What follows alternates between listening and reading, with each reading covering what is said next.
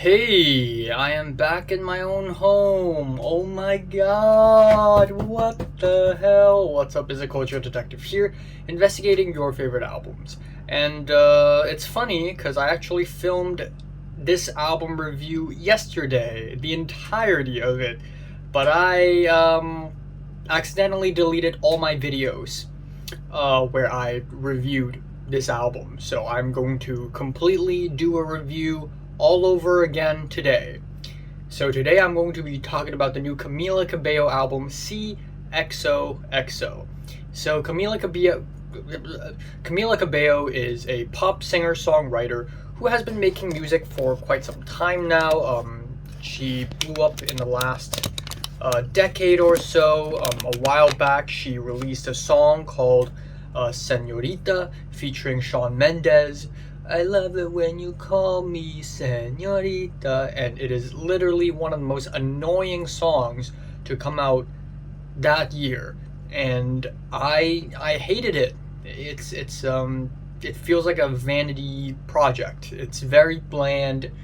It's very clean. I just really don't like it.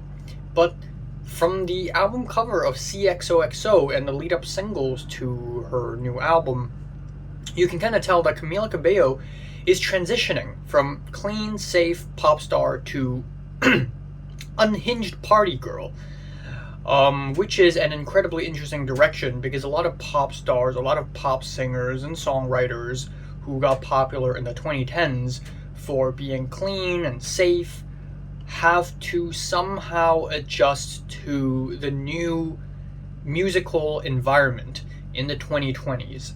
So anyways, Camila Cabello decided to do this unhinged party girl thing on this album, especially with the album opener, I Love It, where right off the bat, she immediately rips off Charlie XCX with this hyper energetic synth-backed kind of this pop explosion.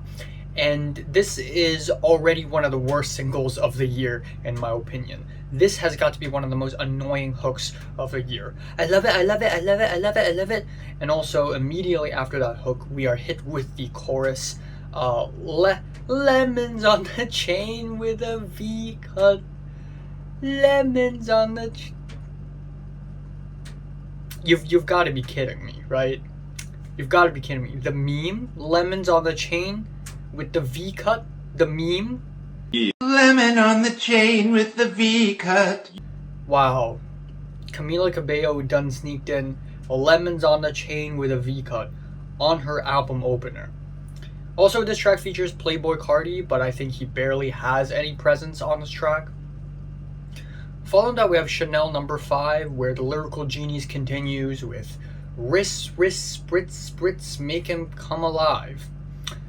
Magic and real like Murakami, red chip nails, I'm wabi sabi.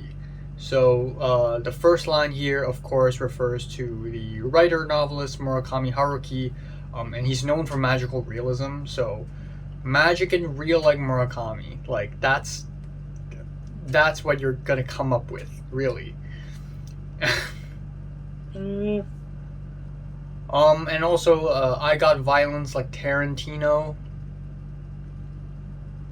Surely, the only thing you get out of watching his films is that they're violent. Like, that's like the only special thing about his films.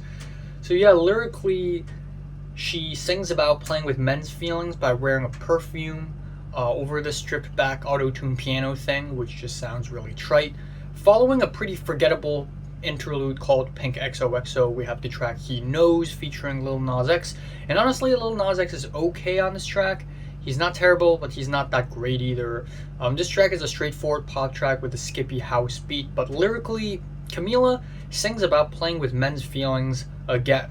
And there's just something so toxic and petty about the lyrics and the attitude of this track and the entire album that just makes it feel so fake and again, toxic. Following that, we have 20 Somethings, which is a Taylor Swift-esque personal ballad about feeling lost during the 20s. And while lyrically it's cool to see Camila Cabello singing about something that's a little bit more personal, but the vocals are so bad on this track, it's actually irritating.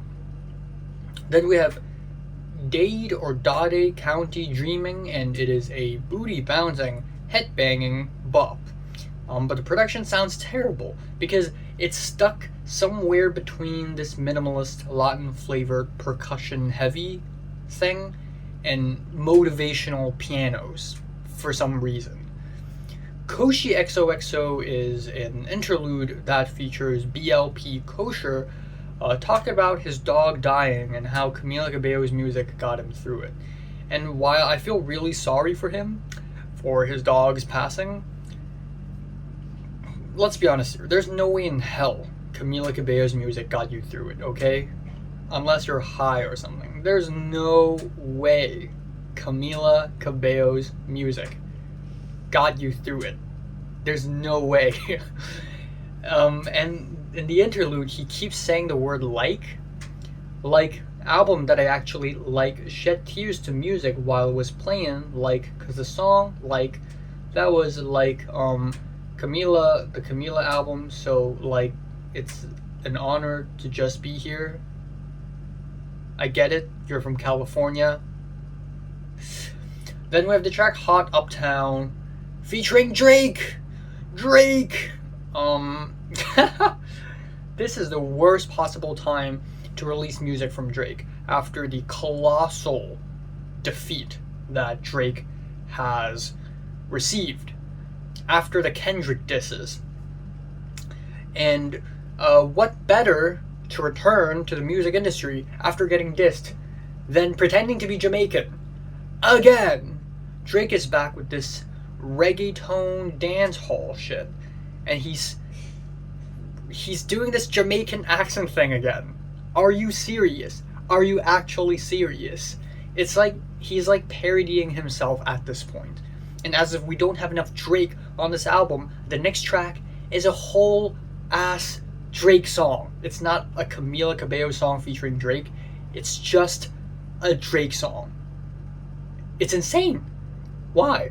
And it's not even like a great song at all or anything. It feels like some leftover from his last album. It's bland, it's basic, it's average, and it's less than 2 minutes long. What's the point of having a whole ass Drake song in here? There's no rhyme or reason to that at all. Anyways, we have the track Dream Girls afterwards, which is a production mess. It sounds like 4 songs happening at the same time.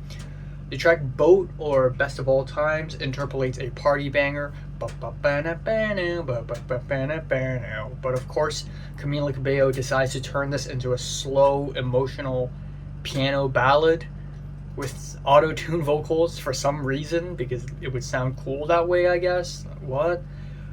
Pretty When I Cry is a pretty safe and inoffensive house beat kind of pop track. And the album ends up with June Gloom, which is this breathy, breathy, intimate ballad ending with one basic line after another.